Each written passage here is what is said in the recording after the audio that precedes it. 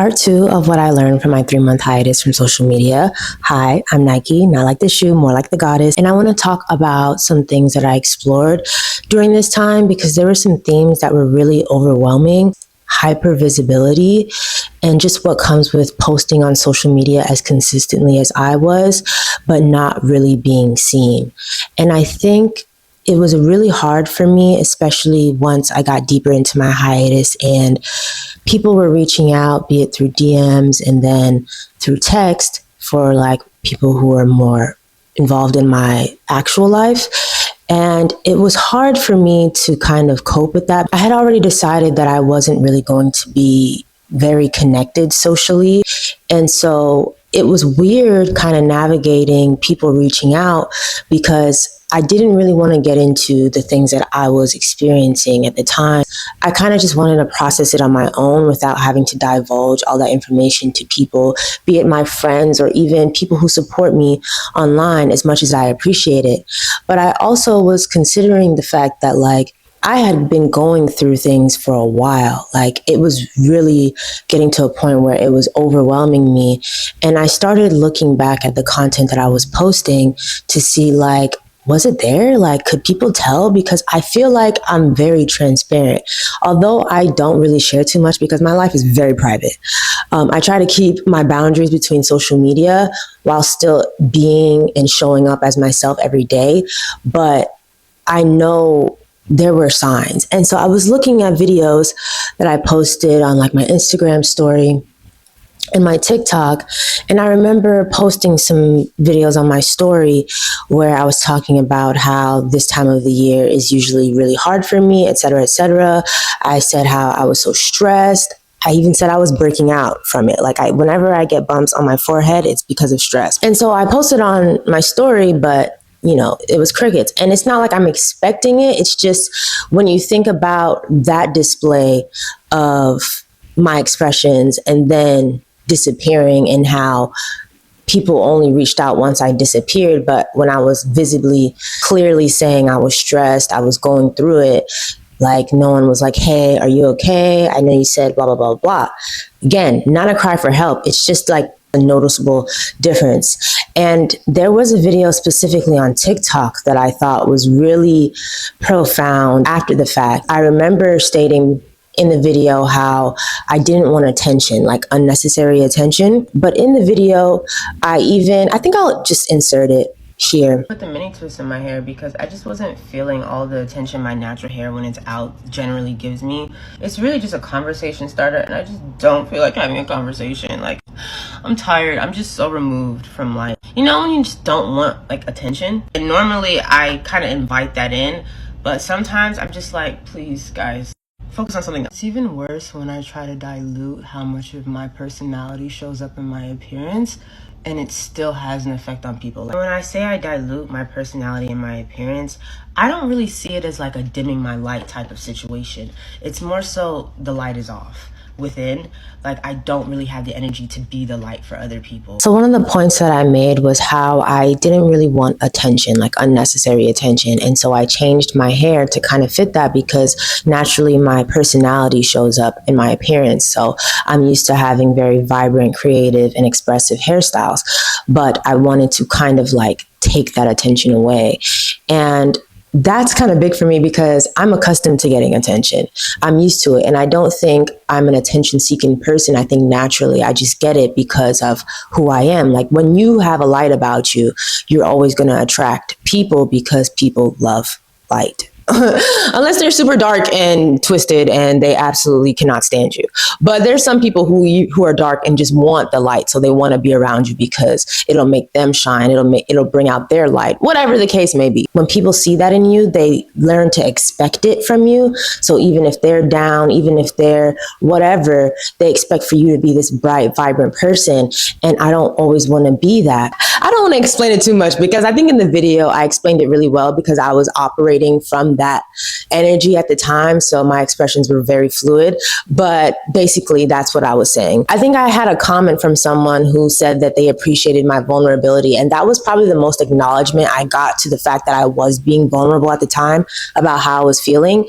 But when I'm looking at it, I'm like, the signs were there between my major platforms that I post on. It was clear that I was like really experiencing some like deep negative feelings, and no one kind of reached out. And like I said, it wasn't a cry for help. It's just an acknowledgement that clearly there was something wrong with me and I was expressing it and no one said anything. I also noticed that when you're posting consistently, people simply get accustomed to having access to you, not necessarily engaging with you.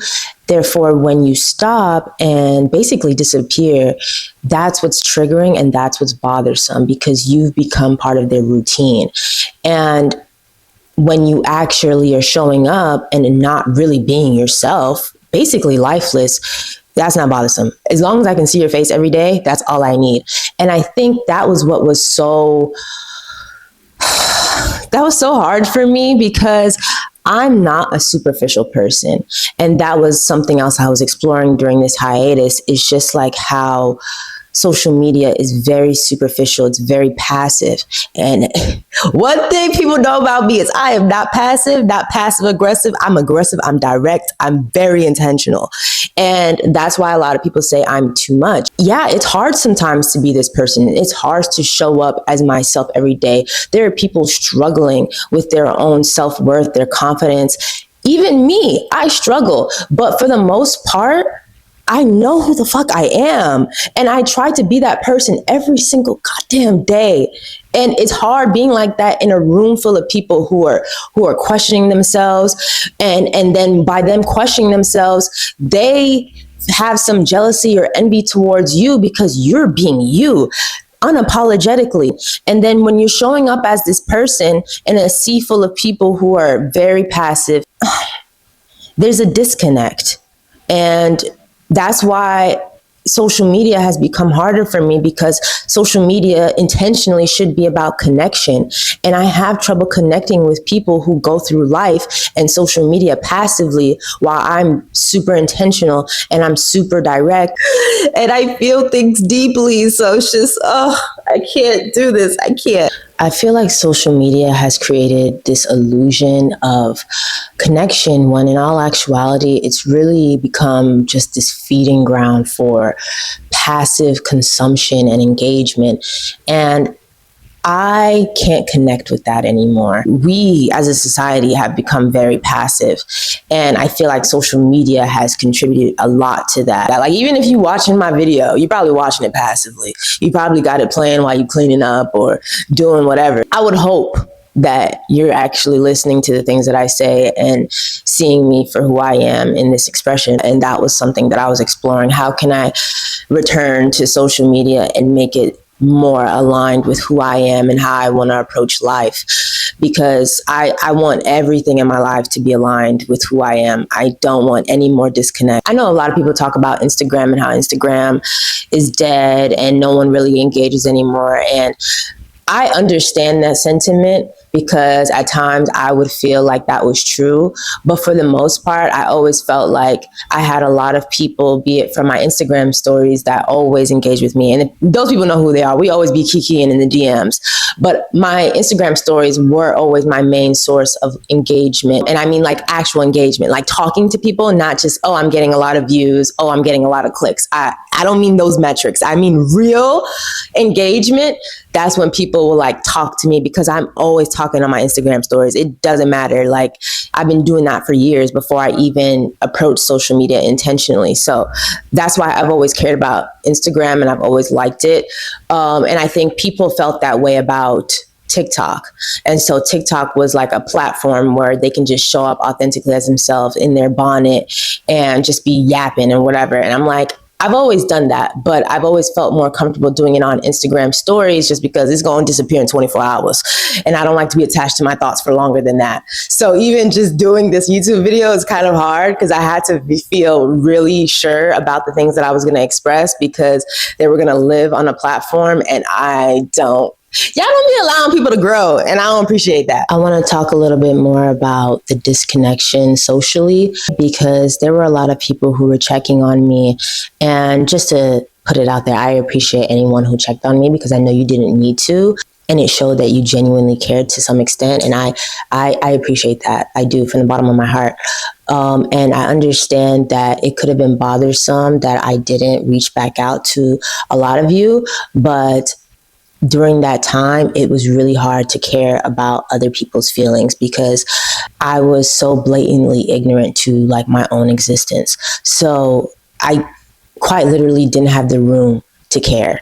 And I know that may sound crass or whatever, but it was true, and it was authentic to how I was feeling at the time. So you being worried about me, that's a feeling.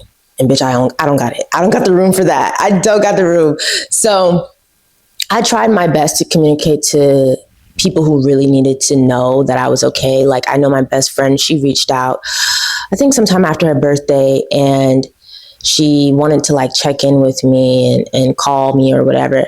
And she wanted to figure out what was a good time. And I couldn't be on the phone. I couldn't be on the phone with her because I just didn't want to divulge that much of what I was going through. But I also understood that she cared, and she's one of the few friends that I have. So I want to maintain that connection. And a part of maintaining connections is communication.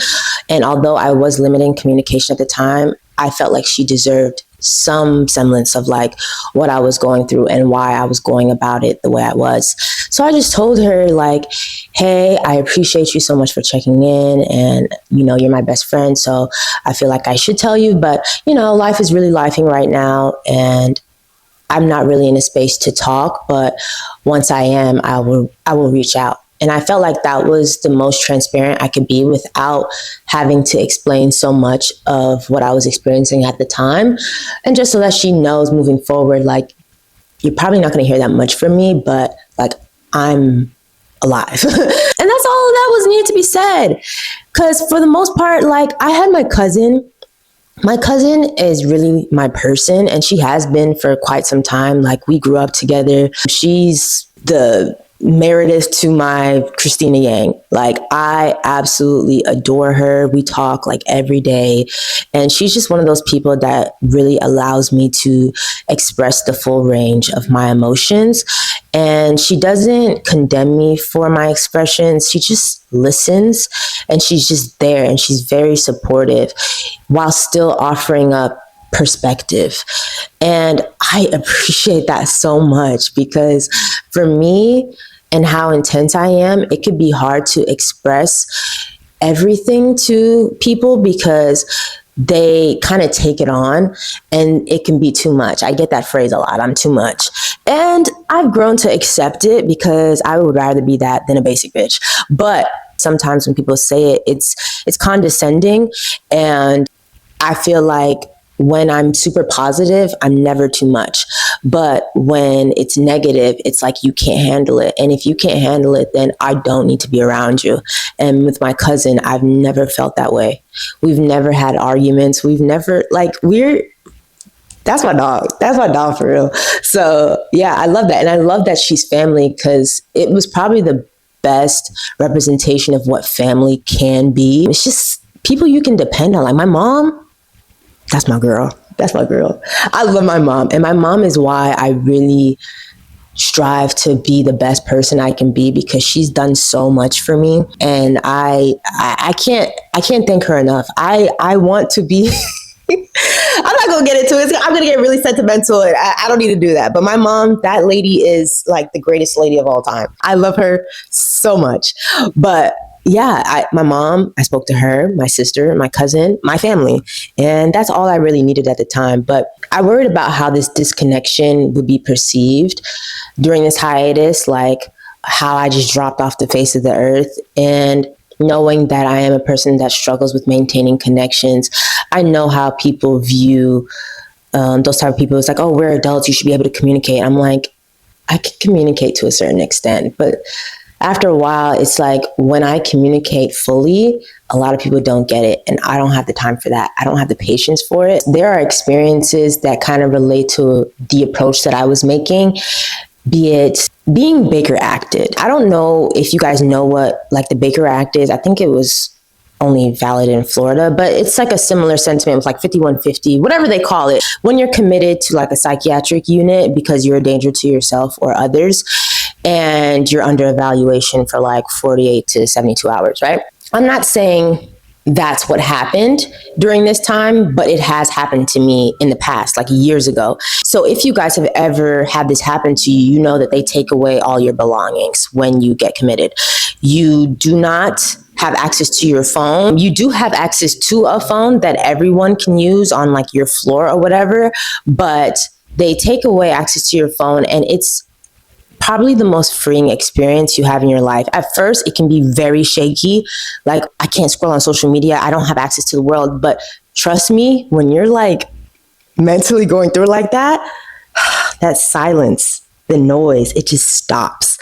And you can breathe again because you don't have access to the things that may have been triggering you. I'm not saying I was a danger to myself or others. I just think I was on the verge of feeling like that, like I can't handle my life right now. Things were shaky, things were rocky, okay? And I needed some type of stability, and I needed to silence that noise. I just said I need to silence that noise. Can y'all hear the ambulance in the back? I hope someone's not a danger to themselves or others right now, and that's why the ambulance is there. God bless them. Anywho, bro, I'm talking about some real shit right now. They probably handling some real shit. Let me not be selfish. And because I had gone through that experience already, I knew that could help aid in my progression to like healing. So why do I need to get committed to kind of invoke that right? I felt like I can do it on my own. And whoever was remaining on the other side, once I like got out of this dark place, that's who needed to be here, because I have to do what's right for me. And if you can understand that, then you're who's right for me. You know what I mean? Ultimately, what I've been trying to say is that attention isn't the same as connection. And people will literally watch your life unfold, or even just parts of it, but it doesn't mean they truly see you. So during this hiatus, I had to question if I was truly being seen or if I was just being watched. And I had to decide if that's something I wanted when I returned, because I just felt really exposed, and I just felt like I was under surveillance. Basically, no one was really paying attention to me and who I was and what I was experiencing. And did I want that moving forward? I was questioning if people actually care about me or if they just care about having access to me. That applied to social media as well as my real life. So moving forward, I'm being very particular about the people that I allow to have access to me, because if I'm going to be online and just showing up as myself every day, I want to have people who are showing up for me, not just like tapping in to see what I'm up to. You know what I mean? But that's basically where we landed at. Hopefully this wasn't too long-winded, but I mean, I've been gone for 3 months. This is the least I could do. I think in the next one, we may explore relationships. I don't know, because I really don't want y'all in my business like that. I feel like relationships and just dating and friendships are a big theme, especially when I'm so cut off socially. Because I did explore some of that during this time, just based on what I was experiencing. So hopefully in my little downtime, I'll figure out how I'm going to approach the next one / last one. But hopefully y'all enjoyed this one. Let me know what you really took from this video. Leave it in the comments. Leave me a little thumbs up if you liked it. If you like seeing my face again, hello. And I will see you guys in the next one. Oh, and make sure you're subscribed. I gotta remember to tell y'all that, because people be forgetting. Intentionality, okay? Subscribe, because we're gonna be posting on here more. And I think we're gonna have a little more fun, just like talking. You know, I haven't been talking a lot to people, and I want to talk. I want to talk to you guys. I miss you guys a little bit, a lot of it. I don't know. But yeah, I'll see you guys in the next one. Okay, love you. Bye.